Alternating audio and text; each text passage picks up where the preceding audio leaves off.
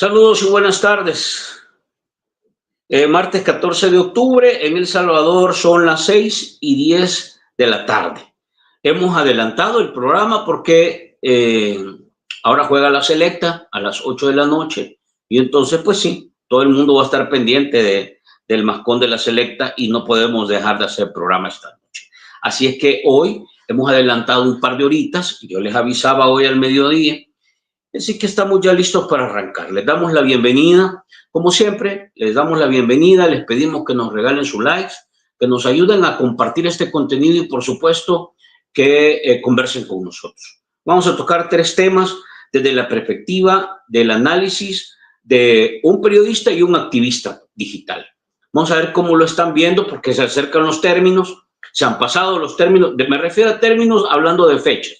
Se vencen las fechas para que puedan ser los nombramientos y se vencieron las fechas para que se puedan entregar información al Fondo Monetario Internacional. Se habla ahora del presupuesto, vamos a hablar del presupuesto, valoraciones generales. Hoy no se trata de ver números, sino de valoraciones políticas, valoraciones desde la perspectiva del análisis periodístico y un poco por dónde está caminando la cosa. Así que le vamos a entrar a estos temas que hablábamos. Uno, vamos a hablar acerca del nombramiento de la persona que será designada a la Procuraduría de Derechos Humanos. Mañana se vence el término, mañana.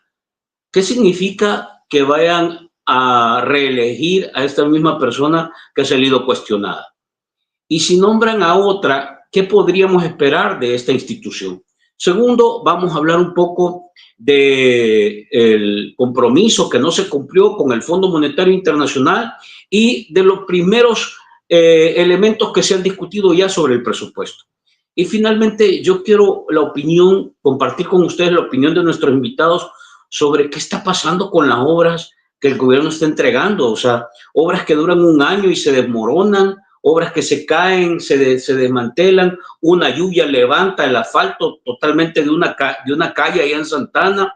Entonces, estamos hablando de que las obras o no están bien hechas o están bien hechas y la situación las está, digamos, es tan grave la situación ambiental que las está deteriorando. Entonces, vamos a hablar un poco de esto, porque yo creo que se está invirtiendo un montón en este tipo de obras de las cuales se tiene muy poca claridad, se tiene muy poco control de calidad, pero también vemos que duran poco. O sea, vamos a hablar un poco de este tipo de situación. Así que les damos la bienvenida. Quiero presentarle a nuestros invitados. Vamos a ir por acá. Con nosotros está esta noche, vamos a hacer este cambio acá, ahí está. Con nosotros está esta noche Fénix, activista digital. Muy buenas noches, Fénix, ¿cómo estamos? Hola Franklin, buenas noches, saludos a todos y todas. No sé si me escucho bien. Perfectamente, brother. Bueno, perfecto. Entonces, bueno, un gusto y aquí desde lo que podamos, pues compartir algunas impresiones, algunas ideas sobre la coyuntura nacional. Un saludo para vos, un saludo para Leonel. Excelente. Y está con nosotros Leonel Herrera, que ya es de la casa, ustedes ya saben. Leonel, un gusto saludarte. Leonel Herrera, periodista. Saludos, Frank, saludos, Fénix, saludos a todos los amigos y amigas de tu comunidad. Siempre es un placer platicar, estar en este espacio. Gracias por la invitación. Fíjense que con este tema se vence. De hecho, ahora publicaba Movir haciendo una invitación a todos los miembros o a todas las personas que se consideran afectadas por el régimen de excepción, que fueron a denunciar a la Procuraduría, que pusieron su denuncia, pero que no han sido escuchadas. Y ahora, al tener esta respuesta que dio la Procuradora de Derechos Humanos, que aparentemente dijo desconocer, ¿verdad?, que habían denuncias. Entonces, lo que está haciendo Movir es convocando a los que tienen denuncias, a los que de alguna manera tienen información de que han recibido, aquí les voy a poner en pantalla para que lo puedan ver, de que han recibido denuncias, de que fueron a la Procuraduría, de que presentaron su respectiva, aquí vamos a ver, aquí voy aquí y voy aquí. quiero ver, aquí no sale, país también. Dice Movir, dice Movir, hasta mañana, miércoles 15 de octubre de 2025, tiene la Asamblea Legislativa de El Salvador para elegir al nuevo o nueva procuradora de la Procuraduría para la Defensa de los Derechos Humanos. En este sentido, estamos llamando a las familias inocentes, dice. Fíjense bien, a las familias inocentes, vamos a ver, espérenme, denme un segundo aquí. Estamos llamando a las familias inocentes, creo que aquí estoy, sí. Y aquí nos vamos al segundo, dice, capturados arbitrariamente y fallecidos en las cárceles, a preparar denuncias presentadas en dicha institución para darle la bienvenida al nuevo funcionario con denuncia en mano, que compruebe violaciones a derechos humanos por el régimen. Atentos a nuestra convocatoria. Esto a mí me pareció así como bien proactivo, ¿verdad? Bien proactivo, y que está diciendo no nos vamos a quedar quietos ni un minuto, sobre todo porque después los funcionarios no se hacen cargo. A ver, ¿cómo ven esto ustedes a partir de lo que hemos venido conversando sobre el papel que ha estado jugando la actual procuradora? Empecemos contigo, Leonel.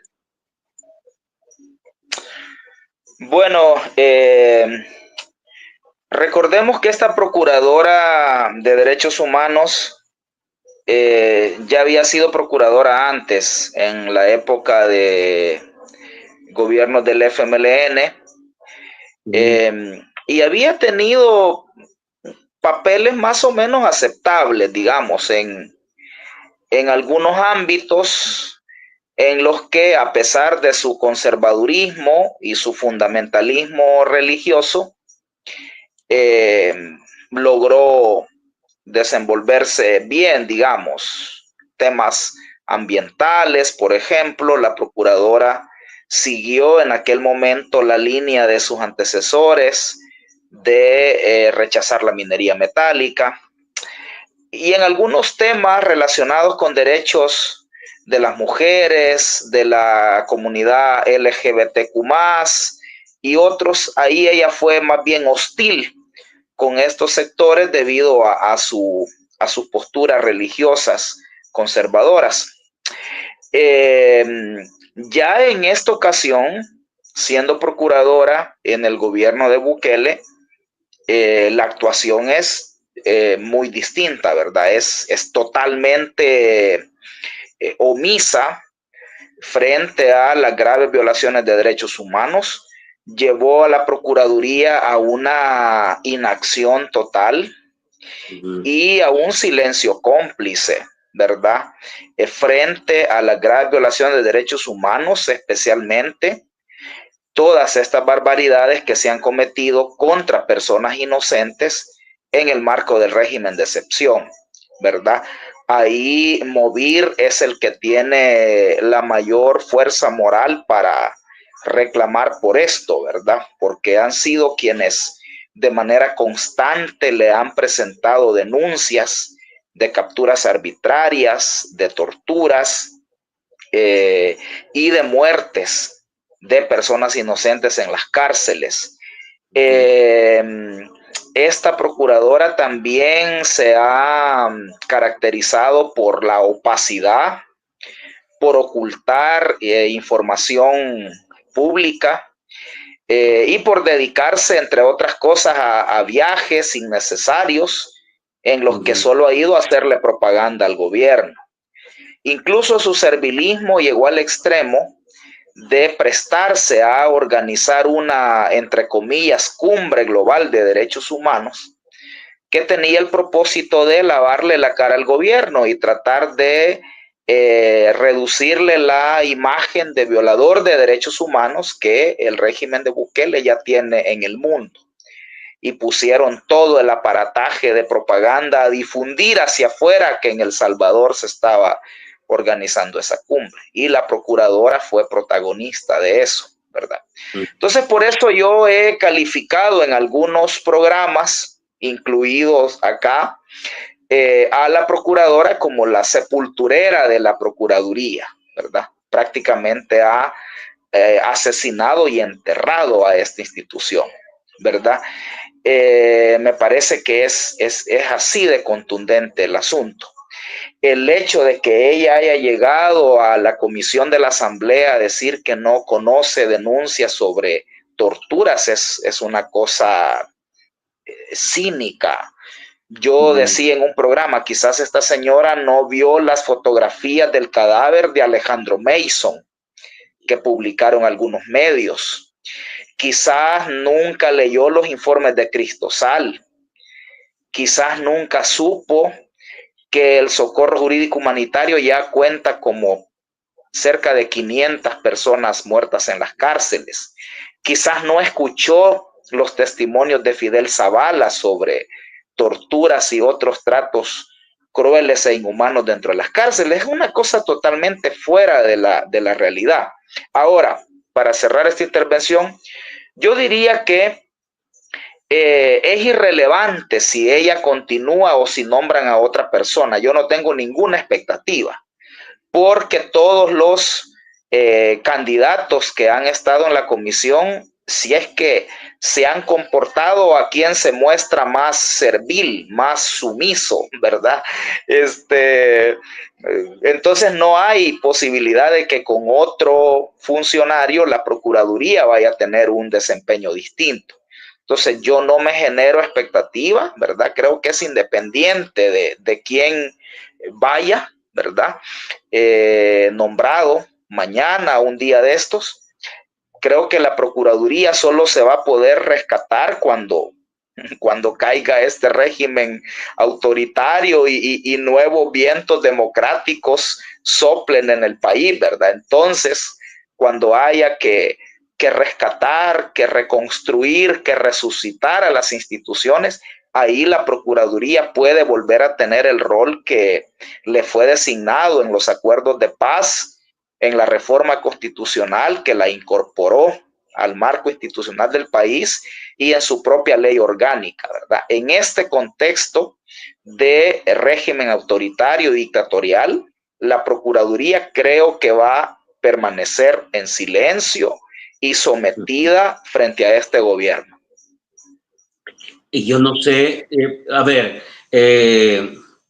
Fénix, en esta misma lógica, la pregunta es, si no hay expectativas, ¿a qué nos atenemos los salvadoreños y sobre todo las víctimas? Porque vos estás planteando, Leonel, más allá de que nombren o reelijan a la misma señora, esa institución ya no le sirve al país. La señora se encargó de enterrarla. ¿De qué nos podemos atener?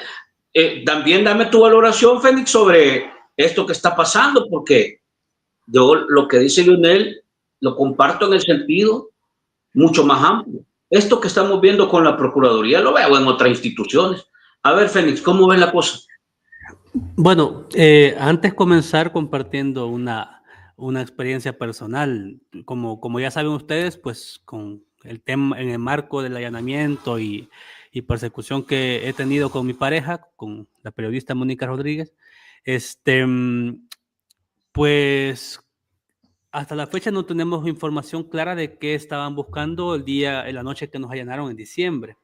Pero hace unas semanas, hace como un par de meses, nuestros abogados se reunieron con la PDH para buscar su apoyo, para que tal vez la PDH averigua en la fiscalía qué estaban buscando en diciembre, o sea, por qué se originó el allanamiento. Entonces, entiendo, por lo que nos comentó nuestro abogado, que tuvieron una reunión con la PDH y la fiscal del caso. La fiscal no quiso dar más información y entiendo que hubo una reunión aparte de la PDH con la fiscal. El asunto es que incluso la PDH no quiere dar un informe a nuestro abogado de qué hablaron en la reunión con la fiscalía. O sea, no quieren... o sea, sí saben que se reunieron, pero no quieren dar ningún documento, nada por escrito de qué abordaron. Entonces, cuento esto porque, pues sí, conocemos en experiencia propia cómo está trabajando la PDH y tiene sentido con lo que dice Leonel. O sea, mientras este gobierno esté, no importa que se mantenga la misma señora o sea alguien más. Recordemos que Apolonio, cuando estuvo en su momento, pues comenzó muy crítico, pero a saber cómo lo doblegaron, que después resultó servil. Entonces, mientras este gobierno esté, da igual quién esté al frente de la Procuraduría, del Tribunal Supremo Electoral, de la Corte, no importa, pues, porque al final ellos tienen los números para ejercer su poder positivo y controlar eso. A lo que nos podemos atener es que su papel es maquillar la situación de vulneraciones y violaciones a los derechos humanos en el país. Pero no es una tarea fácil, porque yo creo que esta acción que hizo el MOVIR, que la mostraste al principio, es importante porque no estamos haciendo esta acción pensando que usted lo va a resolver, sino que estamos haciendo esta acción para comprobarle al mundo que usted no va a resolver, a pesar de que tenga aquí todas las pruebas, toda la evidencia, toda la documentación que te pudiese servir en el caso que quisieras resolverlo. Entonces, es simplemente poner a prueba las instituciones y que quede más y cada vez más en evidencia que no está funcionando ninguna institución pública en el país. Y esto, aunque es obvio, pero pues sí, en el futuro habrá que ver qué tipo de represalias, sanciones o repercusiones va a tener en este tipo de funcionarios que, como la Raquel Caballero, pues se presta a camuflar, a maquillar, a lavarle la cara al gobierno y a sus abusos que está cometiendo. Y para eso creo que es importante el tema de que no se nos olviden todas estas cosas, o sea, el tema de que no se nos vaya a olvidar todas estas cosas que están pasando, todas estas acciones. En estas semanas, pues la procuradora se ha enfrentado a vi por ahí unos videos, unos fragmentos de video de una entrevista que, pues sí, que el periodista que la increpa, pues preguntó lo correcto, ¿verdad? El tema de que hay un caso de nepotismo dentro de la PDH y el tema de los viajes, y la señora no tiene muy buena inteligencia emocional y se exalta demasiado. Entonces, pero es que hay que preguntar esas cosas, o sea, ¿por qué es que contrata familiares donde ella misma es la jefa, pues es la máxima autoridad? Pero más allá de eso es el hecho de que no está sirviendo para lo que tiene que hacer. Yo también en ese análisis me preguntaba cuál fue el propósito de tener incluso a este señor, al colombiano, en el comisionado de derechos humanos, porque no sé o sea, no sé qué lectura darle, porque si ya tenías a una señora que te está funcionando, que te es servil, pues tener un doble cargo, no sé cuál fue el propósito en sí mismo, pues, pero el hecho es que el gobierno da todo lo necesario para ocultar ante la imagen internacional que en efecto está violando derechos humanos, y para eso tiene que mantener esta pantalla. Yo no sé cómo es que esta señora, y no sé si ese tipo porque entiendo que tuvo un premio, un reconocimiento, no sé qué diablos. Yo no sé si son esos tipos de premios que uno paga para que te den, o en verdad el es una doctorado entidad. honoris causa. Ajá. O sea, como que le dieron a aquel cuando fue a China, y entonces, o sea, yo no sé si son estos doctorados que compras, o en verdad una entidad, pues creíble, pues te reconoce tu labor. Sí, Fénix, acaba de salir una investigación periodística sobre esa institución que le dio el honoris causa a la procuradora, y es la misma que le ha dado a un montón de gente en México y que son vendidos los honoris causa. Es que no me sorprende, no me sorprende. Los compran. Sí, o sea, la procuradora compró ese doctorado honoris causa que le entregaron. Entonces, no me sorprende, pues, porque al final está claro que ellos van a buscar la forma de aparentar credibilidad o legitimidad hacia afuera, pero bueno, los que estamos aquí dentro sabemos que no está funcionando como debe ser. Entonces coincido con Leonel también, que no importa si ella sigue, quizás si sigue es porque fue una buena peona, sirvió bien y la van a mantener. Si no sigue, pues quizás vieron su incompetencia, van a buscar a otro servil, pero la PDH no va a cambiar mientras siga el gobierno que está. Ahora, vamos a ver, si ella no está al frente o no ha cumplido su papel al frente de velar por los derechos humanos, porque no solo son los derechos humanos de las personas, ahí entran derechos laborales, ahí entra todo el tema de derechos ambientales, ahora que está en amenaza el espino, todo el tema que hemos tenido de minería, el agua, la falta de agua, lo que pasó hace poco que reventó una de las tuberías primarias, o sea, todo esto está simple y sencillamente a la deriva.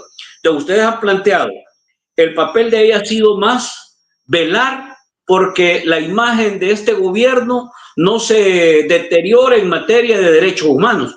¿Ustedes creen que ese papel lo ha cumplido? Porque la imagen que hay de Bukele en el exterior y en la comunidad internacional en materia de derechos humanos no es la mejor que digamos. No sé, Leonel, ¿cómo ves esto? Porque si no ha cumplido este papel, tampoco el otro. No sé, algo así lo veo. Fíjate que Fénix plantea un punto interesante y es que se veía procuradora porque fue que estuvo durante un buen tiempo este colombiano Andrés Guzmán como comisionado presidencial. Yo creo que fue porque el rol de la procuradora le resultó insuficiente a Bukele. Es decir, la procuradora le servía para silenciar, para encubrir, para legitimar las violaciones de derechos humanos al interior del país de cara a la población salvadoreña, pero yo creo que la función de Andrés Guzmán fue más de cara a contener la mala imagen internacional. Algunas de las misiones que hizo Andrés Guzmán las conocemos hasta después. Por ejemplo, Andrés Guzmán lo mandaron a la CIDH a cabildear, a reunirse con los comisionados de la CIDH para explicarles que en El Salvador no se violaban derechos humanos, para intentarlos convencer de lo contrario que decían organizaciones como Cristosal, como Movir. De hecho, el informe que sacó la CIDH sobre violaciones de derechos humanos del régimen de excepción no fue por unanimidad, fue por mayoría, fue raspadito, así 4-3 o 5-4, una cosa así, resultado del lobby que fue a hacer Andrés Guzmán. El punta de lanza de Andrés Guzmán en la CIDH era un comisionado de origen colombiano, paisano suyo. Ese fue el que le abrió las puertas de la CIDH. Pero en la CIDH Andrés Guzmán fue a hacer un lobby intenso, al grado, como les digo, de que este informe que se publicó por mayoría en la CIDH y no fue por unanimidad. O sea que a algunos magistrados sí los pudo incidir en ellos Andrés Guzmán, ¿verdad? Creo que al final Andrés Guzmán, aunque salió y se ha quedado callado, pero yo tengo la impresión que este tipo renunció porque sintió que no era sostenible, ¿verdad? Lo que estaba haciendo, es decir, que no se podía ya tapar el sol con un dedo, como dice el dicho, ¿verdad? De hecho, él renuncia como una reacción a la captura de Ruth López. Entonces, creo que esa fue la función de Andrés Guzmán, un rol que la procuradora, digamos, no alcanzaba a hacer, ¿verdad? No tenía las capacidades para hacerlo y no tenía las habilidades de lobby para poderlo hacer. Entonces, yo creo que si la procuradora continúa, va a ser porque sí, ha ganado puntos con el régimen y en ella el régimen tiene asegurado el silencio de la institución. Ahora, si el régimen valora que por cuestión de imagen, por todo el desgaste que tiene la procuradora, porque sí que le han cuestionado mucho en redes sociales, ¿verdad? Incluso la gente del propio gobierno. Entonces, si consideran que por imagen les da un aire sacar a la procuradora y cualquier otro de los impresentables que van les garantiza el mismo silencio, el mismo trabajo, eso van a hacer. Entonces, si al final apareciera Roswell, Solórzano o cualquiera de los otros, sería por eso, ¿verdad? Porque creen que por imagen les conviene que ya no siga Raquel Caballero y que el nuevo que va les garantiza que la Procuraduría va a seguir siempre infuncional con respecto al trabajo que le corresponde hacer, ¿verdad? Y el trabajo que le corresponde hacer a la Procuraduría es ser la conciencia crítica en el Estado, es decir, de señalar a las demás instituciones del Estado, del gobierno, del sistema judicial, de la Asamblea, de violentar derechos humanos. Vaya, cerrando entonces, ¿qué nos queda? O sea, podemos, porque aquí vamos a ir viendo que no desaparecen instituciones formalmente, pero realmente sí. Porque entonces, o sea, ¿a qué nos atenemos? Pues aquí los derechos humanos, los derechos ambientales, los derechos laborales, los derechos de la niñez, los derechos de la mujer, simple y sencillamente van a quedar en manos de personajes políticos como este, que llegan por un hueso a una institución, comprometen sus principios y su profesionalismo, su capacidad técnica a rendirle cuentas a un amo, digamos, al dueño de la finca, y el pueblo hay que vea cómo resuelve. Un poco esa es la lógica que queda, o está bien lo que está haciendo Movir ahora, porque Movir está haciendo un hecho, un acto de protesta concreto. ¿Cómo lo ves, Félix? Para cerrar el tema. O sea, para cerrar es continuar exponiéndolo, pues, porque al final aquí hay como 2 o 3 imágenes o pantallas. Uno es hacia adentro, hacia la población de adentro, otro es hacia esa diáspora y hacia esa gente extranjera que es fanática de Nayib, y otro hacia la comunidad internacional y hacia los grandes medios y todo lo demás. Y en ese juego, pues, la procuradora, pues, sirve, como bien decía Leonel, el tema de canalizar esas denuncias que hay internas y que eso no pasen, que no pasen. Es como una represa, ¿va? Ahí están topando todas las denuncias y ella está conteniendo, y que eso no explote. Y lo que hace Movir y lo que se debe seguir haciendo es que esa represa, pues, se rebalse, ¿va? O sea, que explote para que se quede más en evidencia. Raquel va a terminar muy mal después de esto. Cuando este gobierno caiga, va a terminar súper mal. O sea, porque habrá que ver hasta qué punto esa omisión de su trabajo y ante los casos, pues, que se han documentado por el Movir, por Socorro Jurídico, por el IDUCA, por Cristosal, casos documentados, casos retomados por medios, o sea, que no le haya dado salida, que no le haya dado respuesta a eso, pues debe tener algún tipo de repercusión. No sé si legal, no sé si tendrá alguno, pero son cosas que se tienen que en el futuro resolver. Y yo como activista diría el tema de continuar respondiéndola y hay que aprovechar, bueno, o sea, ya que la señora tiene mala inteligencia emocional y poco para manejar el tema de la presión en público, pues que sigan cuestionándola. O sea, si explota o si hace algún desliz, pues la van a remover, pero por lo menos es una forma de ir minando o de ir un poco alimentando el hecho de que la gente vea que este gobierno no está funcionando, que a pesar de todos los casos que hay, no está resolviendo y que tienen que responder por sus acciones. Entonces yo diría por ahí. En ese responder por tus acciones, Frank, lo legal que decía Fénix, sí, mira, todos estos funcionarios están cometiendo, me lo explicó un abogado, al menos 3 delitos. Es decir, la procuradora, el fiscal, muchos jueces, el director de centros penales, están cometiendo al menos 3 delitos: incumplimiento de deberes, omisión de investigación y desacato.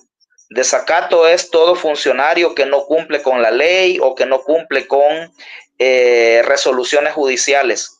Entonces, en efecto, todos estos funcionarios van a tener que rendir cuentas después por lo que están haciendo y por lo que no están haciendo ahora. Mira, voy a leerles algunos comentarios que pone la gente sobre la procuradora. Dice, le dieron de los certificados que venden en Dollar Tree, dice. Dice, saludos, camaradas, qué bueno y necesario el análisis de este tema coyuntural como es la elección de la procuradora. Es terrible que en estos tiempos se premie la ineptitud y la inoperancia. Vamos a ver, aquí vi otro que le voy a ir leyendo poco para que, dice, para que podamos darle salida. Una característica de estos funcionarios es ser servilista. basta con ser eso para seguir en sus cargos. Dice, vamos a ver, aquí no, aquí me salí, vamos a ver, aquí dice, vale, miren, aquí me quedo. Algunos comentarios que la gente está poniendo respecto a la procuradora. Quiero cambiar de tema para aprovecharlos, a menos que tengan alguna reacción, pero prácticamente lo hemos agotado. Voy a pasarme al tema del presupuesto, miren, y un poco quiero tomarlo desde esta perspectiva. Este día, porque vamos a ver, presupuesto, endeudamiento.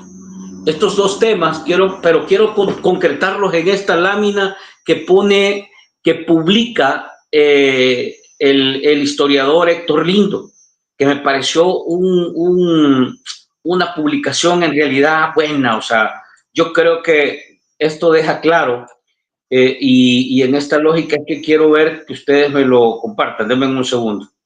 Denme un segundito que quiero ponerlo en pantalla y no sé yo cómo. Vamos a ver. Vale. Voy ahorita, denme un segundo. Quiero ver. Compartir. Ajá. Aquí estamos. Vale. Vean, aquí va a aparecer en pantalla. ¿Qué es lo que dice Héctor Lindo? ¿Qué ocurriría si se pudiera iluminar con luces LED la disminución de la pobreza extrema? Dice Héctor Lindo. Si se pudieran hacer videos espectaculares para mostrar el éxito de la política de disminución de la pobreza. Si influencers internacionales visitaran a las poblaciones marginales. Es que él publica esta lámina, miren. Esta es el comportamiento de los hogares en pobreza extrema desde el 2011. Y es una fuente, aquí está, del Banco Central de Reserva. Por consiguiente, no nos pueden decir que no. Quiero mostrarles lo que dice. Desde el 2011, el número de hogares en pobreza extrema, 194.700 en el 2011. Y ahí ven ustedes cómo va bajando hasta que llega un punto en el 2019 a 87.400 hogares en pobreza extrema. Del 19 en adelante empieza a crecer este dato. 2020, 160.100, 2021, 150.000 hogares en pobreza extrema, hasta llegar al 2024 con 182.200 hogares en pobreza extrema. Es decir, se ha disparado nuevamente, casi hemos vuelto a los rangos del 2011. Entonces, aquí hablamos de presupuestos que crecen, aquí hablamos de presupuestos de deudas que crecen. Eso no lo voy a mostrar porque ya está bastante claro.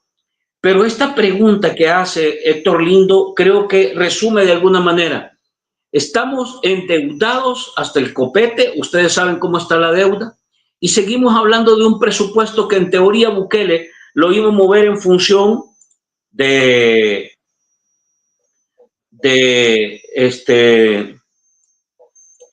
lo iba a mover en función de apostarle a enfrentar el tema de la crisis económica. Sin embargo, eso no se ve.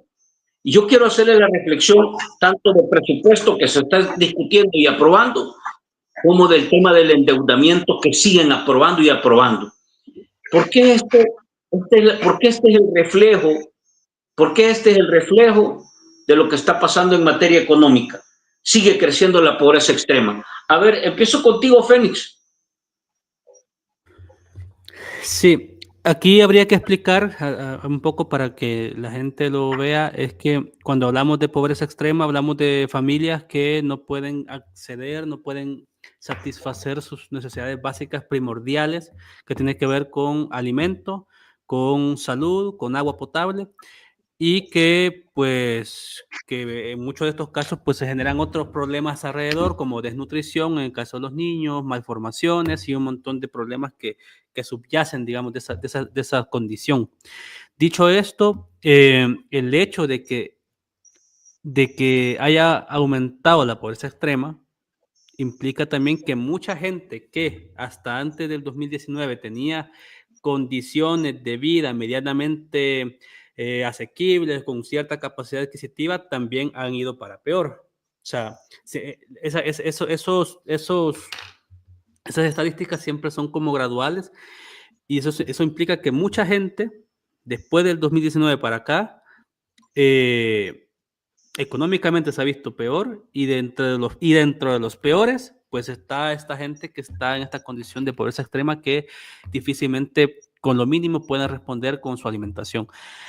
Y esto tiene una responsabilidad del gobierno porque al gobierno le compete todas las políticas públicas que tengan que ver con mejorar la calidad de vida de la gente. Esto es, políticas de apoyo agrícola, políticas que fomenten la agricultura, que la gente produzca, porque si la gente produce en el campo, aunque no tenga para vender, pero se puede comer lo que produce, pero si la gente no tiene ni siquiera condiciones para sembrar, digamos, maíz, frijol, hortalizas, pues entonces estás fregado. ¿Y en qué consiste este apoyo? Con asistencia técnica, con créditos accesibles a la gente, con proyectos de semillas, con proyectos bueno, ahí. Políticas que tienen que ver con el apoyo a los emprendimientos. ¿Cuántos negocios no han cerrado porque no se vende? Y no se vende porque la gente no tiene pistas para comprar y porque los impuestos te están ahogando y porque se han disparado los precios de tus materias primas. Entonces, tiene que ver con eso, tiene que ver con política en relación a los salarios. El tema de que aquí está, digamos, los salarios están a 365 más o menos en promedio, pero eso no te está resolviendo la vida cotidiana. Entonces, todas estas políticas agrícolas, de apoyo a emprendimientos locales, de apoyos a mujeres solteras, de apoyos al tema de los salarios, de evitar abusos laborales, tienen que ver un poco con el tema de estas cifras, estas estadísticas económicas que estás presentando. El hecho para mí el tema es que es algo obvio que no tendríamos por qué repetirlo, pero hay que decirlo. O sea, el hecho de despedir a un montonazo de gente, profesores, enfermeras, doctores, empleados públicos, policías, estás mandando a un montón de gente hacia pues sí, hacia estas condiciones de pobreza. Entonces, ¿qué implica? Ponerle que por cada despedido son en promedio 3, 4 miembros de su familia que van a esa condición, estás engrosando los números de población que están teniendo dificultades económicas. Con esto de la ley de agentes extranjeros que ha afectado pues, a las organizaciones, muchas carreras profesionales en áreas humanísticas, sobre todo, pues las absorben este rubro, digamos, de organizaciones, pues también van para afuera con esto de la ley. Y al final, pues tenés este problema. Yo la vez pasada, no se les decía, mi hipótesis o mi teoría es que todo comenzó con el año de pandemia. Porque yo sé y reconozco que esta gente del gobierno tiene gente muy inteligente, o sea, que ha sabido asesorar súper bien. ¿Y cómo es posible que no sepan que el hecho de no garantizar condiciones económicas para tu gente te hace tu proyecto corrupto, como vos querás, te lo hace insostenible? Si yo quiero ser corrupto, si yo quiero engrosar mi riqueza personal, necesito mantener a la gente contenta. Entonces, es una torpeza, yo como corrupto que quiero quedarme en el poder, es una torpeza no garantizar que la gente tenga esas condiciones mínimas de vida.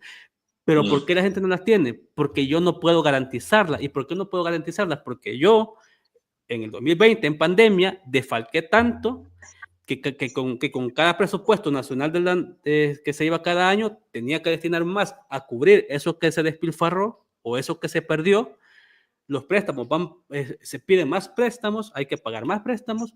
Entonces, yo me estoy quedando sin recursos para hacer este tipo de políticas. El hecho de que despidan a profesores y doctores que van a marchar, para mí es la justificación para promover los despidos, porque de alguna forma tenían que justificarlo, porque no tienen pistos para pagar tantos salarios. Entonces, al final ha sido su misma incapacidad y su misma...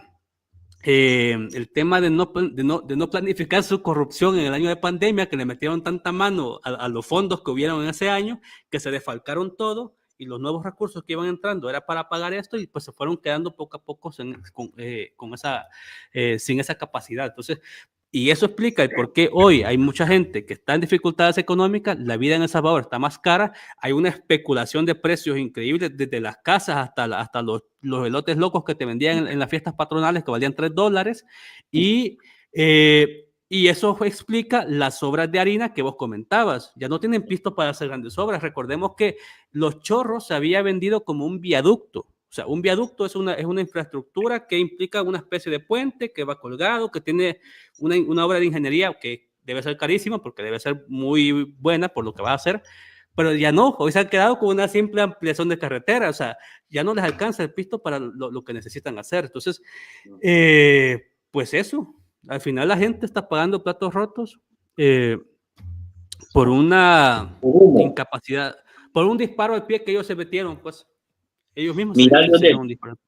Te quiero compartir esto adicional a lo que ya vimos. Mira esta lámina. Entonces uno dice, sabemos que aquí hay 14,000 millones ha crecido la deuda, ¿verdad? En estos años. Y vemos que se va disparando la pobreza extrema. Solo en el último año la Asamblea suma 17 préstamos. 1.992 millones autorizados y todavía siguen aprobando nuevos préstamos estos diputados.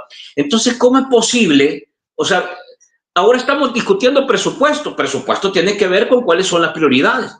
Y yo quisiera que me cruzaras eso. Lo que hemos visto hasta hoy en el presupuesto es casa presidencial, militares y por ahí para de contar, ¿verdad? Entonces, si la pobreza extrema sigue creciendo, si las prioridades del presupuesto que viene son militares, propaganda, casa presidencial, etcétera, y si vemos que aquí la deuda sigue creciendo, ¿cómo es que se puede entender ese cóctel de cosas?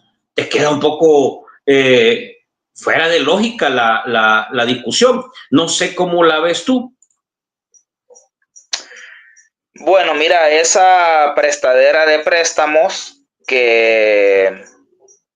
esa probadera de préstamos que ya este año casi son 2,000 millones de dólares ya y todavía faltan 3 meses del año, ¿verdad? Evidencia la falacia del gobierno cuando dijo que iba a presentar presupuesto financiado, que ya no iban a necesitar endeudamiento. Esa es una mentira monumental que se evidencia con la aprobación de 1.992 millones en préstamos. Mira, Fran, yo he planteado que este gobierno de Bukele no tiene ninguna excusa para no resolver los problemas del país, porque ha tenido 2 condiciones que no tuvieron los gobiernos anteriores. Primero, tiene todo el poder para hacerlo. Entonces tiene la asamblea, tiene el sistema judicial, tiene la fiscalía, hasta la procuradora de derechos humanos. Todo. Entonces no tiene la objeción de nadie, el contrapeso de nadie para no hacerlo, ¿verdad? Arena podría justificarse con que la oposición del FMLN se lo impedía.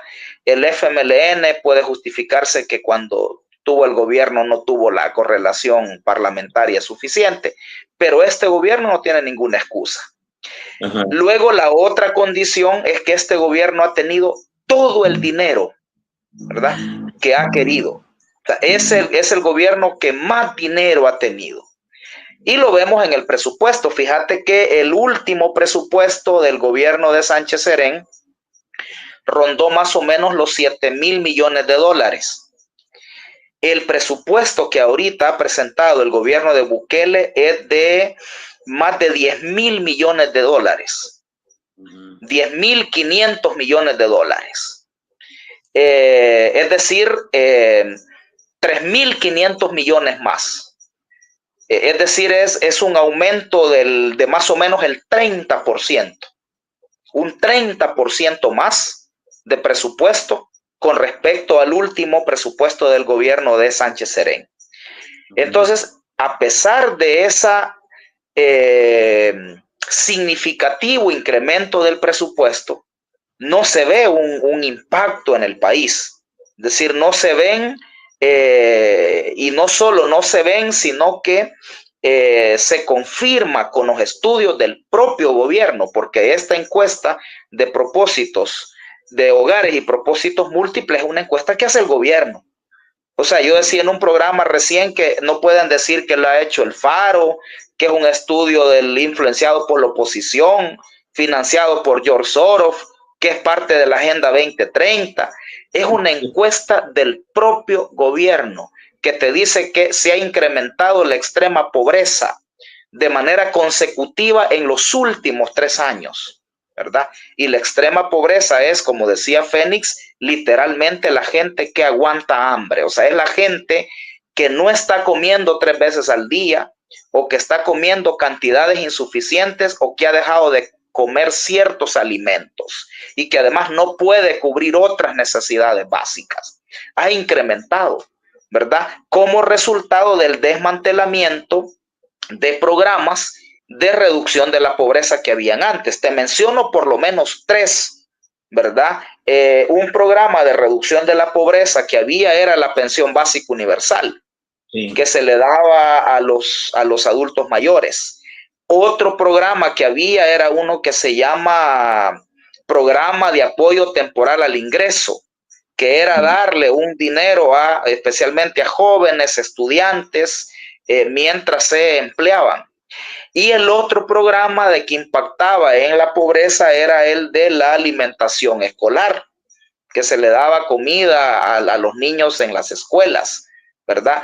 Esos 3 programas se desmantelaron y bueno, y ahí tenés un incremento de la extrema pobreza. Entonces, este gobierno, a pesar del significativo aumento del presupuesto, no tiene un solo programa de reducción de la pobreza, ni uno solo. Lo que han hecho de manera coyuntural es que, por ejemplo, en la pandemia entregaron paquetes de alimentos, o el famoso bono de los $300 que le dieron a algunas personas, que ahora sabemos que las pandillas daban la lista de personas para recibir esos $300, ¿verdad? Entonces, pero no hay ningún programa sostenible de apoyo alimentario, de apoyo con ingresos, no lo hay, ¿verdad? Entonces, ahí tenés, a pesar de incrementarse en 3.500 millones el presupuesto del gobierno, hay más pobreza, el sistema de educación está en la calle, no se le incrementa el presupuesto a la U, hasta se le debe del que ya tenía, el sistema de salud desmantelado, los caminos vecinales en condiciones deplorables, y entonces, ¿qué se hace ese dinero? ¿Verdad? Fíjate qué interesante. Yo no quiero decir, en ningún momento estoy afirmando aquí que el gobierno se esté robando 3.000 millones de dólares. Pero mira qué casualidad. El Faro acaba de calcular, el Faro se ha atrevido ya a tirarnos un posible monto de la corrupción de este gobierno. Y el Faro ha dicho 3.000 millones de dólares. Ese es el monto que ha dicho el Faro en el cálculo que ellos han hecho del dinero que se manejó en los fondos en la pandemia, del dinero del FOPROMID, de la DOM. El Faro encuentra 4 cajas negras, así le llaman ellos, 4 cajas negras. Yo le dije el otro día a uno de ellos que le faltó una, que es el presupuesto del OIE, porque el presupuesto del OIE se ha incrementado significativamente, porque lo que hacen es meter dinero ahí, ¿verdad? Para no rendir cuentas, para no transparentarlo. Entonces, digamos, habrían 5 cajas negras, además de las que encontró el Faro. Entonces, casualmente, como decía Fénix, el despilfarro que se dio y el robo que probablemente se dio durante la pandemia fue descomunal. Acordate que las CICIES, el guatemalteco Ronald Ochaeta de las CICIES declaró públicamente que la CICIES investigaba 12 casos de corrupción en el manejo de fondos de la pandemia, y dijo además que asesoraban a la fiscalía en la investigación de otros 25. O sea, 12 más 25 son 37. O sea que solo del dinero de la pandemia habían probablemente 37 casos de corrupción. 12 más 25. Entonces, es muy probable que ese dinero, ¿verdad?, se vaya a la corrupción y se vaya al mismo pago de la deuda. De hecho, de la propuesta de presupuesto que ahorita están presentando, un 23% del presupuesto es para pago de deuda. 23%, fíjate. del presupuesto es pago de deuda. O sea, toda esa probadera de préstamos que hay, ¿verdad? Ya la está empezando a pagar el gobierno. ¿Y qué es lo que están haciendo? Bueno, para destinarlo al pago de deuda, le están quitando, están despidiendo trabajadores, le están quitando a salud, le están quitando a educación, le están quitando a medio ambiente y a otras carteras importantes, ¿verdad? Para que haya para el pago de la deuda, ¿verdad? Ahí ya hay una consecuencia que por eso esta gente que aprueba, que aplaude la aprobación de préstamos, es lo que no sabe, que luego esos préstamos los vamos a pagar nosotros. ¿Y cómo los estamos pagando? Bueno, que el gobierno deja de darnos salud, deja de darnos alimentación, educación y otros beneficios porque tiene que pagar esa deuda, ¿verdad?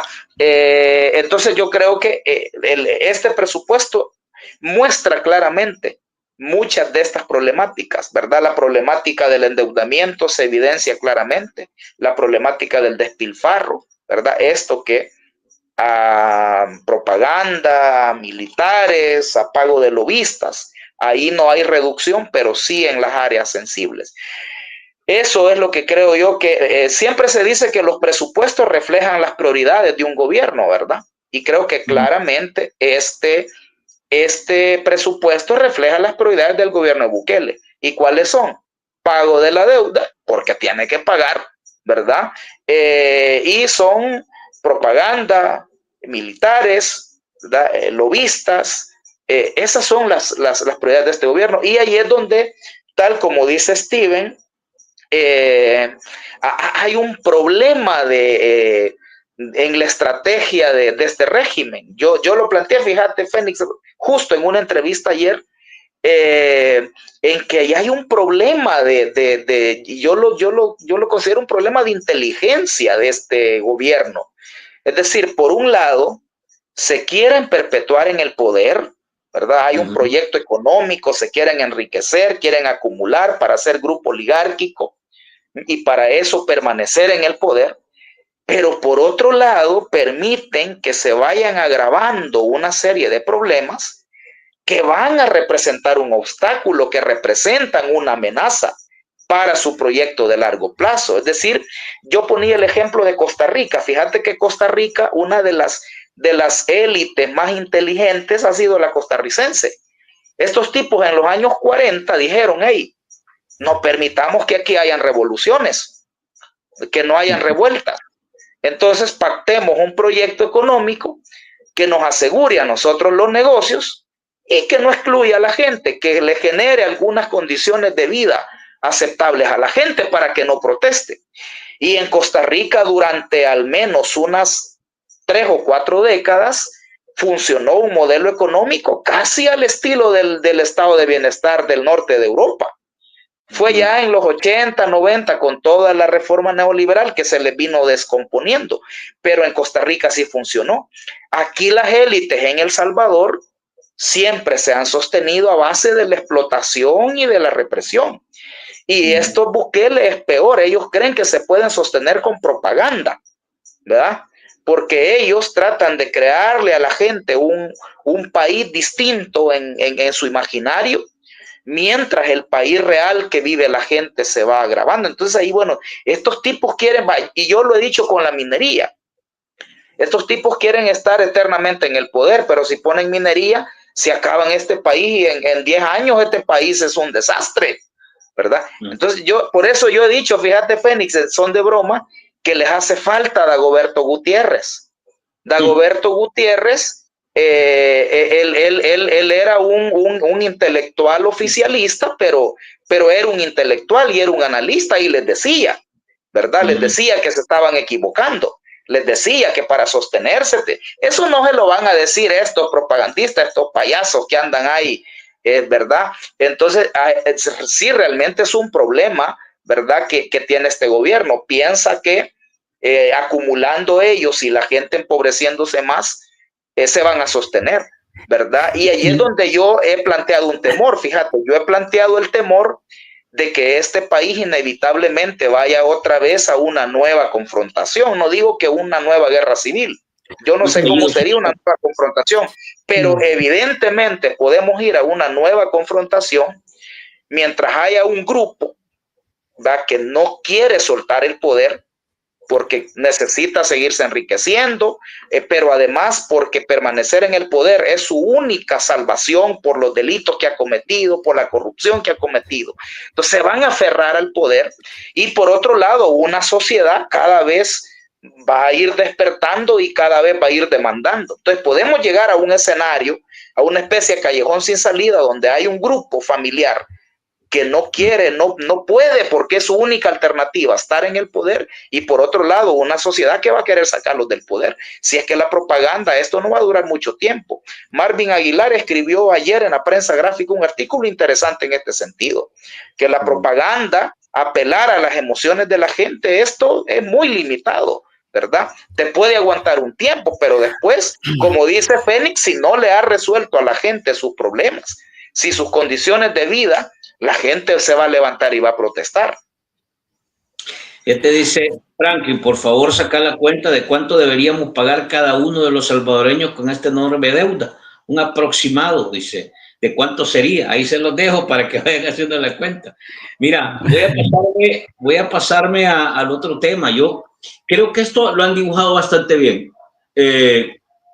Me parece, no sé si ustedes están de acuerdo, que el énfasis que Bukele ha mostrado en este nuevo presupuesto es seguir navegando en su agenda de confort, que es la seguridad, y no le va a entrar al tema económico. Por lo menos no se ve en el dibujo del presupuesto, y más tiene que ver con otro tipo de enfoques. Es decir, vamos a seguir sobre los tres elementos que hoy planteó en su tweet el historiador Héctor Lindo.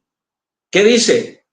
Luces LED, videitos bonitos y influenciadores internacionales pagados que vienen y mantienen a la gente dormida. Ahí está la receta que viene a partir de lo que hemos estado viendo. Mira, quiero irme a esto, así muy rápido para mostrarles este último tema que quiero que compartamos. Déjenme, como no está producción ahora, me toca hacer la doble, pero vamos a ver si lo logro, ¿cómo se llama? Compartir, denme un segundo. Aquí voy. Y ahora quiero ver, ahora tengo que hacer esto. Vamos a ver, aquí voy, sí, hoy sí. Vaya, miren, ¿por qué aquí invertimos? Se habla de mega obras, de megaproyectos, se habla ahora se está hablando del metrocable, pero miren las obras. Esta obra, esto dice aquí, esto lo publiqué yo, aquí les comparto estas imágenes que la comunidad nos mandó. El mirador del bypass Gerardo Barrios o periférico Gerardo Barrios, que fue inaugurado oficialmente, ojo, el 1 de diciembre de 2024, hace 9 meses. Y estas son las imágenes que nos manda la gente. Entonces uno dice, ¿qué pasa con las obras? Son aquellas obras que Oscar, que nos planteaba Nayib Bukele, las obras de harina, ¿verdad?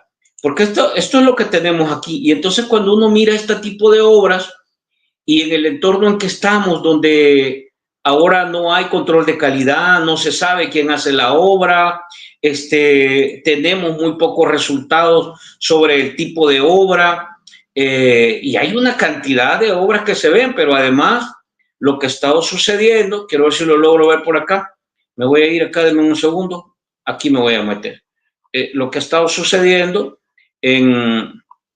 a partir de esto que vimos esta semana.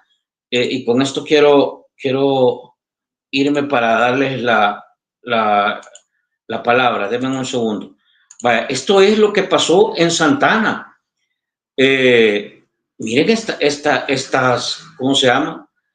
Estas calles que están acá. Esto quedaron después de que se levantó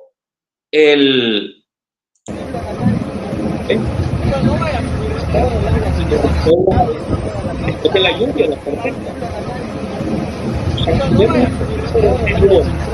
Tenemos ahora, y ya esto no lo hacen las alcaldías, ¿ya?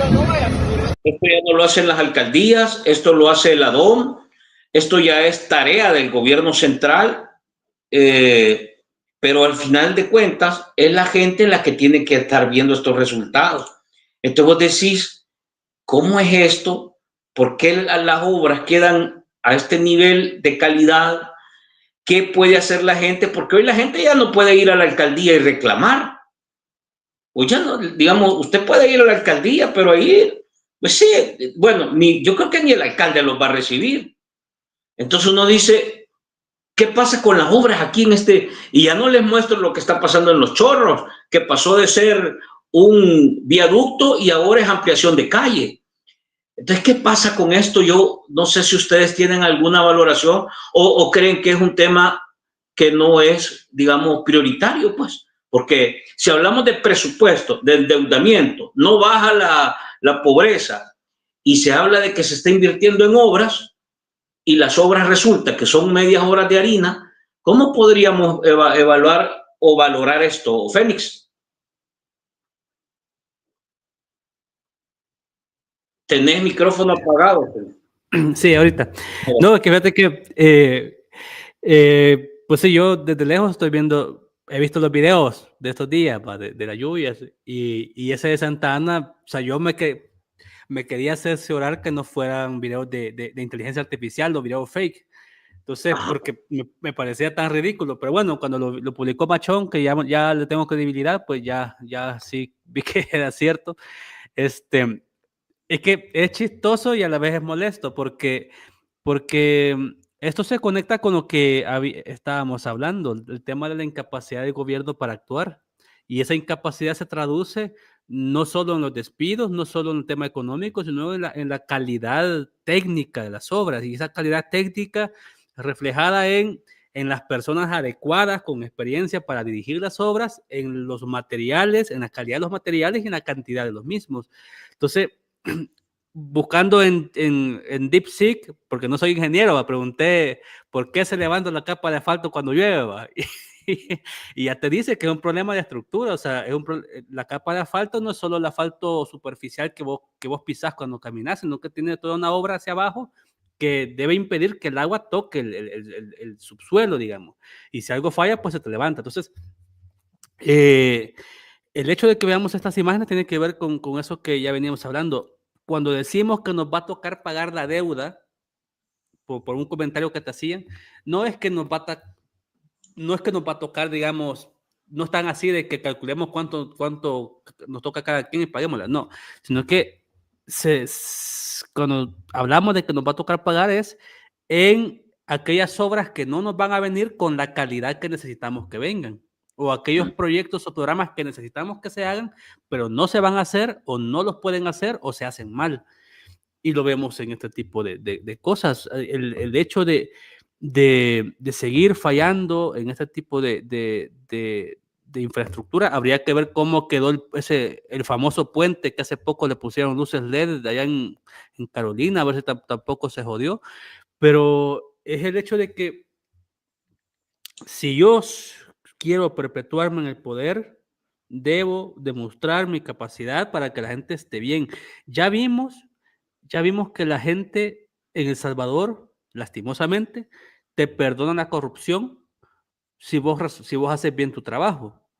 Porque con el tema de las pandillas y la seguridad, que aparentemente está mejor, pues la gente le vale si es corrupto, le vale si el tipo está hueveando, le vale cualquier cosa, porque le garantizó eso.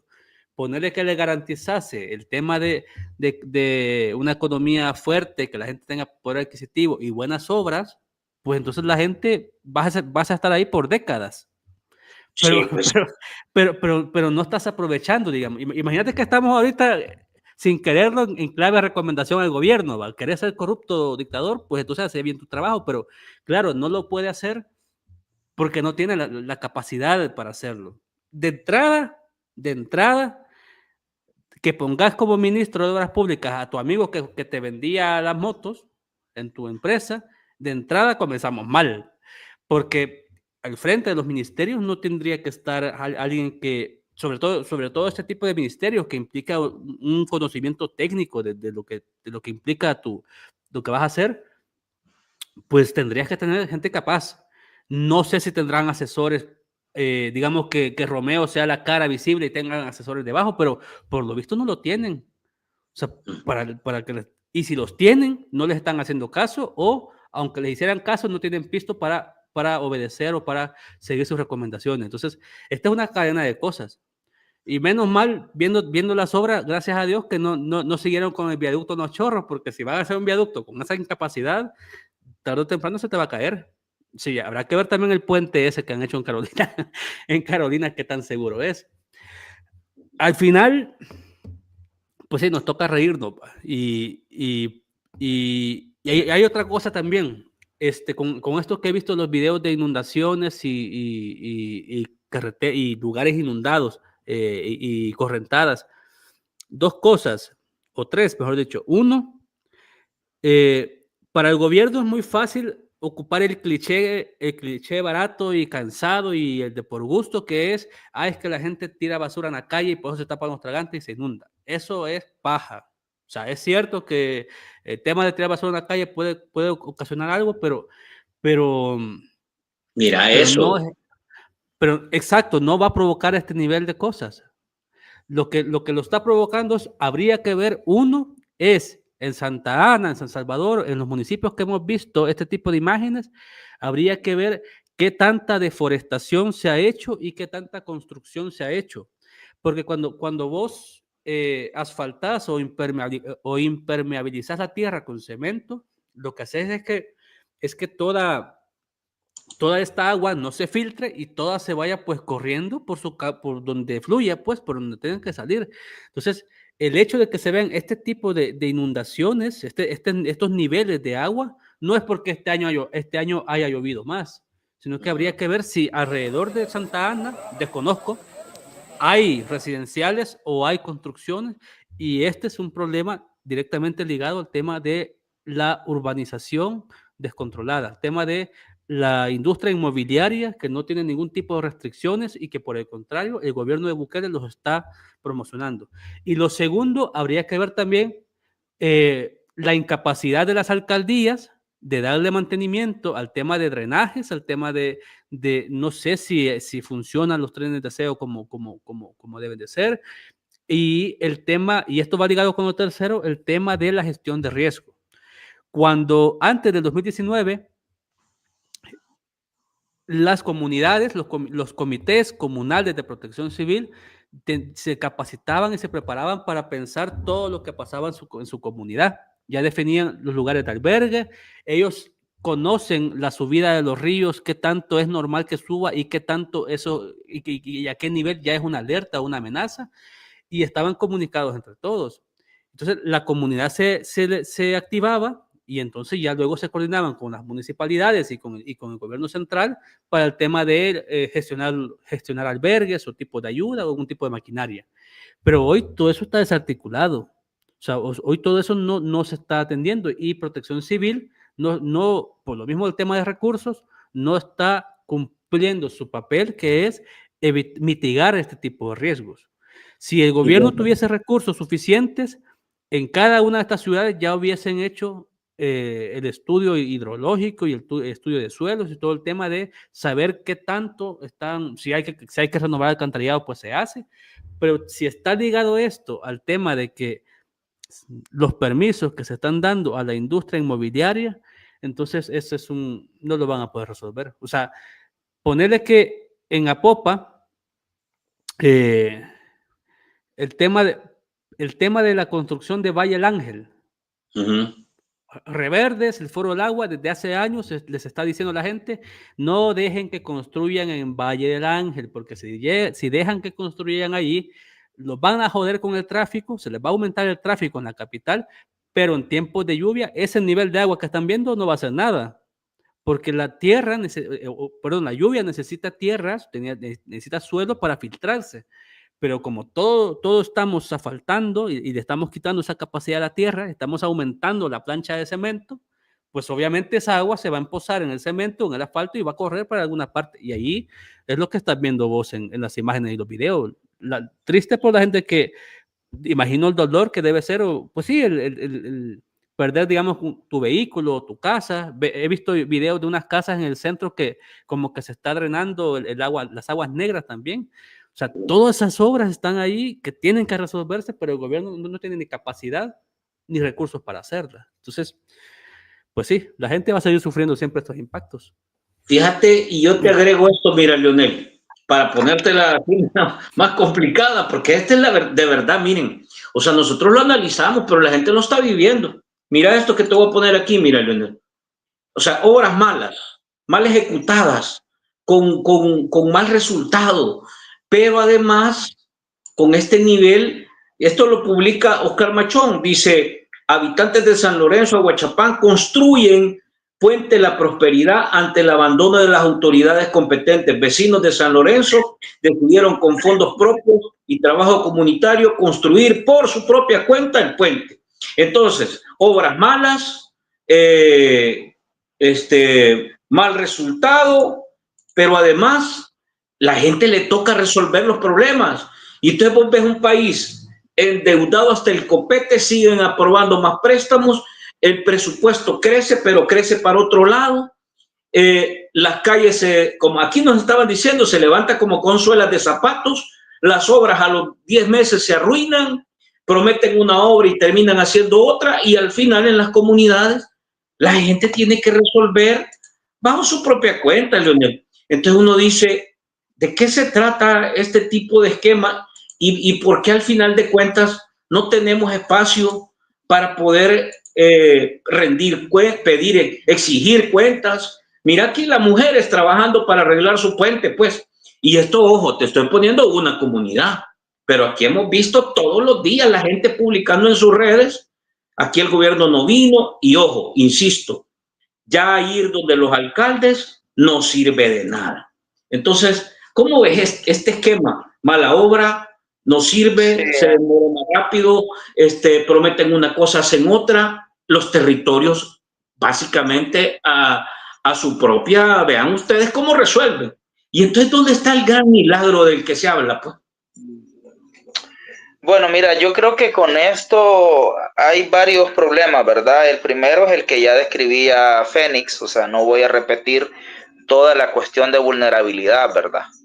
Que se agrava con acciones y omisiones de este gobierno, ¿verdad? Muchos proyectos que han causado daños ambientales y que están provocando desastres ya han sido ejecutados por este gobierno, ¿verdad? Ellos se jactan que el Ministerio de Medio Ambiente ha desburocratizado toda la cuestión de los permisos, imagínate. Presentan como logro el que el Ministerio de Medio Ambiente ahora es una pasadera de permisos. O sea, ya no hay ningún filtro, ningún control del cumplimiento de los requerimientos ambientales, sino que lo han desburocratizado, dicen ellos.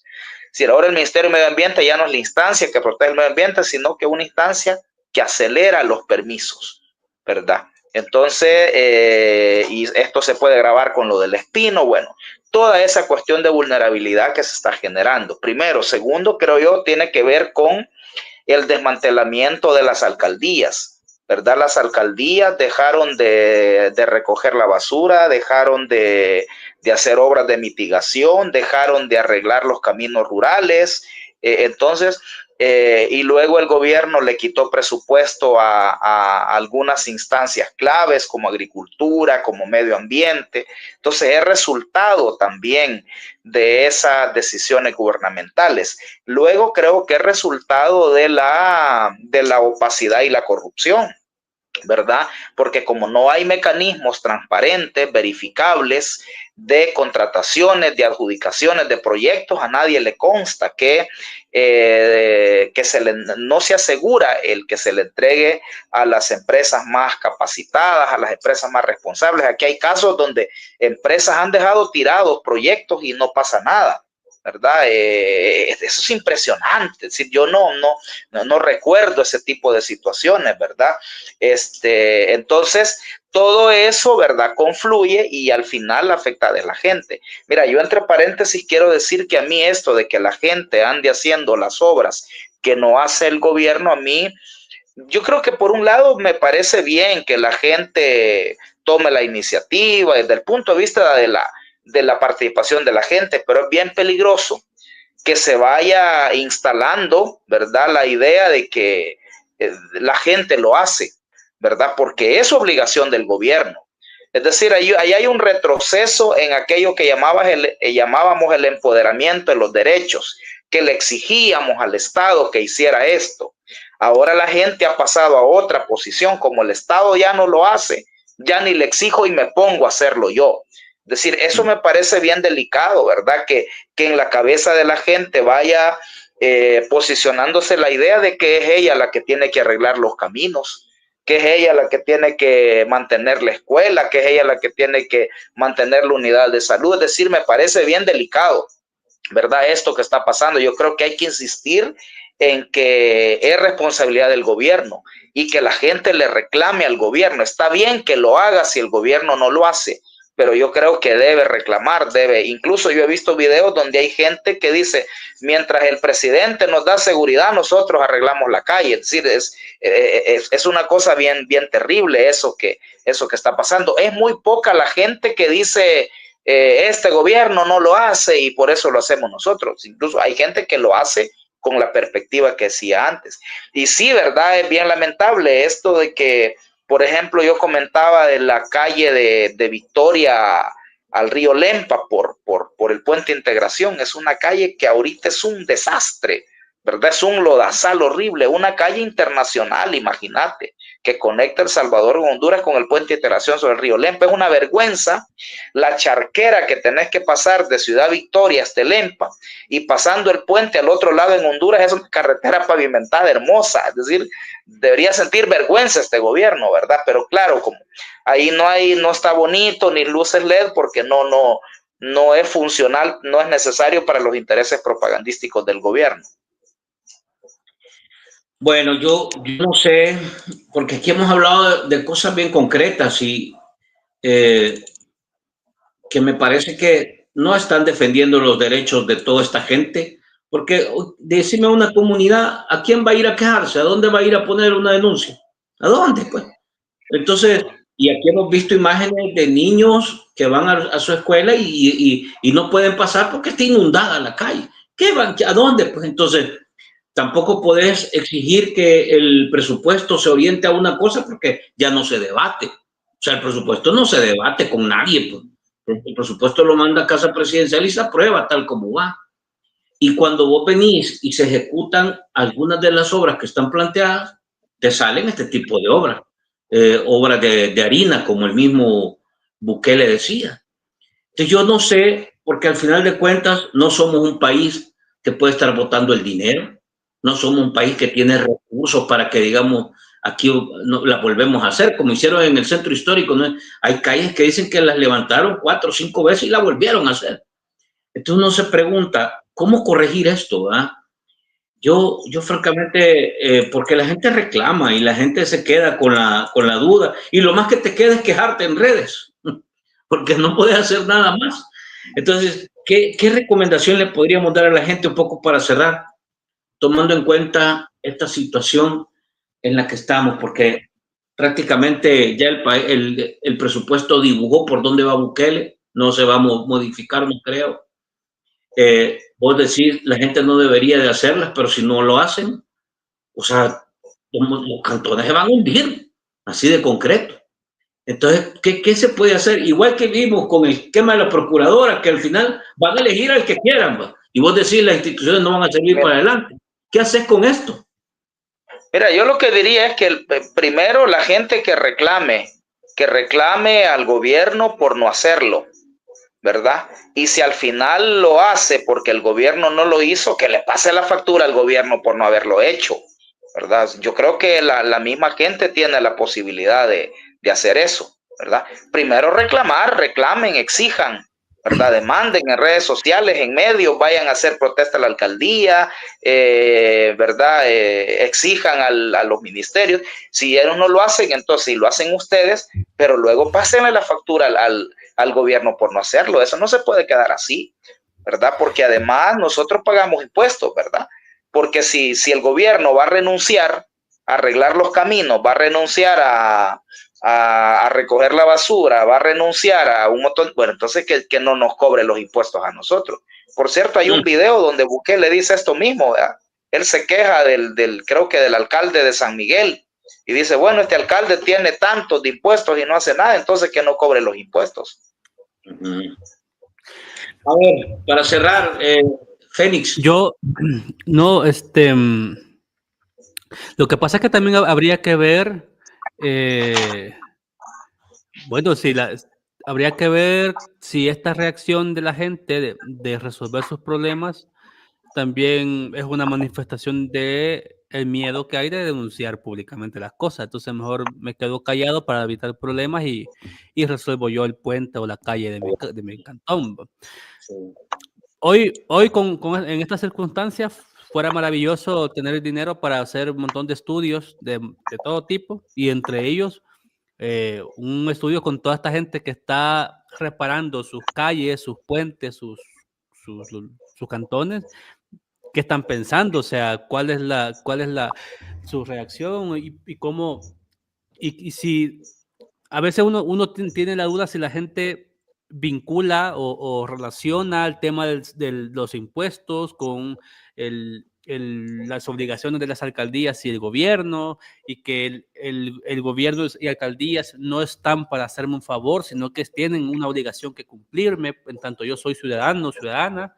O sea, ese tipo de percepciones habría que ver cómo están en la gente. Y sí me preocupa que se instale esta idea de que, bueno, que la gente puede resolver sus problemas y que no tengan que exigirle al gobierno.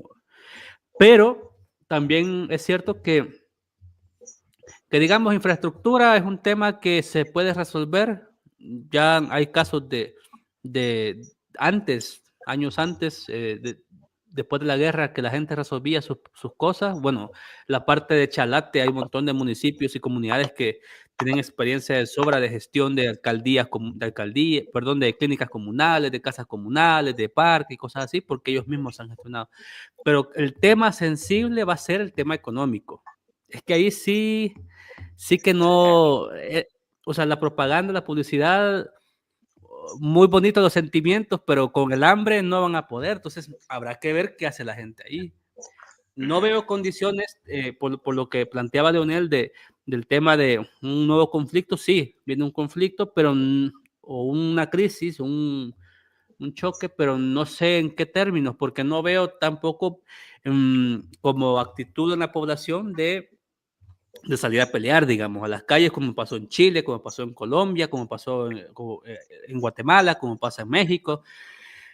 Pero quién sabe, o sea, quién sabe si al final ya con el hambre y con las cosas, ya te hartás y te vale, o sea, ya me da igual morirme de hambre, entonces le meto con todo. Entonces, no sé cómo se va a hacer esto. Lo que sí creo yo es que quienes tenemos la capacidad de hacer uso de las redes y de informarnos y de tratar de comunicar, pues hay que seguir siempre poniendo el dedo en la llaga de esto, que no es correcto, pues no es normal. O sea, y que sí hay... la gente del gobierno ocupa muchas narrativas, a veces en son de bromas, o en son de memes, o en son de chistes, para quitarle seriedad a la crítica. La maquinaria de troles te juegan con esto de que es que el gobierno no es responsable de las lluvias, es que sí. o ya van a salir los gorgojos a decir que la lluvia es culpa de Nayib. No, cabrón, sí. No es eso. El asunto es que el hecho de que se inunden las calles tiene que ver con un tema de planificación, un tema de estudio, un tema de mitigación, de acciones de mitigación, de obras, que eso sí le compete a los gobiernos. Entonces, un gobierno tiene que estar desde sus técnicos o técnicas en las áreas de medio ambiente o de gestión o de temas climáticos, tiene que saber este año va a ser más lluvioso o menos lluvioso, y sobre eso, bueno, veamos qué condiciones tiene el país, nuestras calles, nuestros puentes, veamos cómo está la infraestructura de alcantarilla. O sea, esas cosas se piensan, o sea, esas cosas se planifican, se estudian. Pero ¿qué van a saber ellos de estudiar si me pones al frente de obras públicas a un tipo cuya experiencia es venderte a cuotas una moto? O me pones al frente de agricultura a un tipo que sabe arreglar computadoras. El tipo no sabe tapizcar, ni sabe qué es el guano, ni sabe cómo cómo hacer foliares, pero el tipo está en agricultura y el tipo sabe solo hacer, diseñador. Claro, entonces, ese tipo de absurdos, pues entonces es lo que provoca ese tipo de cosas. Aquí la entonces, gente puso algo, mira. Aquí la gente, voy a ver si lo encuentro, porque aquí la gente puso algo y tiene que ver con eso que vos decís. La gente dice que eso pasa cuando se elige a un presidente que no es profesional y el país ya tiene varios presidentes que no tienen profesión, sino que son por buena gente. Fíjate que yo difiero un poco de eso, porque, digamos, los puestos públicos como presidente... Mira, dice, es un reflejo de la sociedad misma que no valora la preparación académica en lo absoluto. Desde Tony Saca hasta ahora ningún presidente tiene título universitario y ahí están los resultados. Sí, aquí sobre esto es que, digamos, cuando son puestos públicos para alcaldes, diputados o presidentes, digamos, ahí juegan otros elementos, digamos, un tema más de habilidades políticas.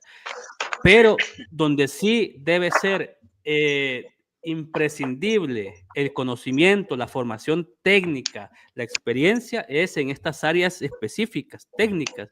O sea, Ministerio de Educación, Salud, Vivienda, Ministerio de Trabajo, Ministerio de Obras Públicas, de Medio Ambiente, tiene que tener ahí sí, gente que sepa planificar, que sepa de procesos, que sepa de obras, que sepa hacer un presupuesto. Necesitamos un ministro de Agricultura que sepa cómo se mueven las temporadas de lluvia y de sequía y cómo, o sea, ahí sí. Entonces, vos como presidente, aunque no sea, yo no hago eco de esta crítica hacia Nayib de que tiene 6 meses de bachiller. Sí, el tipo no aprovechó su piso para estudiar, pero él, si fuera buen presidente, dijera, bueno, yo no soy un estudiado, pero yo voy a poner al frente de cada cartera a alguien experto que me resuelva. Yo quiero que la gente tenga comida y la gente viva bien, pues necesito que cada ministro o ministra haga eso y que cada quien planifique. En el gobierno de Sánchez Serén hubo mucha persona muy técnica y que cada ministerio era libre de planificar, era libre de hacer sus obras, pero en como todo se quiere concentrar, en la figura del presidente, pues entonces pasan estos problemas. Sí. Bueno, nos quedamos hasta acá. Te agradezco, Leonel. Gracias por hacer espacio. ¿Quién gana, Leonel? Bueno, ¿Va a ganar, va a empatar o va a perder la selecta? Ni sé con quién va.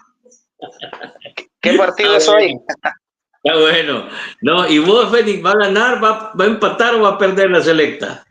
Honestamente va a perder porque no tengo mucha fe en ellos. Así que bueno. Bueno, gracias, Leonel. Te agradezco. Bueno, a ustedes. Excelente. Saludos a todos.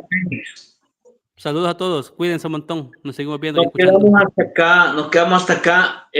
Tratamos de sacarle el jugo a nuestros invitados. Ahora 3 temas, los sacamos rápido. Temas complicados, pero son parte de la plática. Así que les agradecemos a nuestros invitados. Nos quedamos hasta acá. Les invito para que mañana nos veamos en las virales a la 1. Mañana miércoles espero que podamos tener el segundo capítulo de la plática con César Villalona. Vamos a tratar de evaluar la ejecución presupuestaria 2025, los resultados de la ejecución presupuestaria 2025. ¿Qué es lo que se ejecutó? ¿Cuánto? ¿Qué ministerio no ejecutó? ¿Porcentaje? Entonces va a estar buena la plática de mañana. Así que les invitamos para que se mantengan con nosotros a la 1 de la tarde en las virales y en la noche una nueva plática en el barcito. Un fuerte abrazo. Gracias por acompañarnos. Y bueno, ahí las apuestas, a ver quién gana. ¿Gana, empata o pierde la selecta? Mañana nos cruzamos. En las virales hablamos un poquito de esto. Muy buenas noches. Gracias a todos y nos vemos mañana.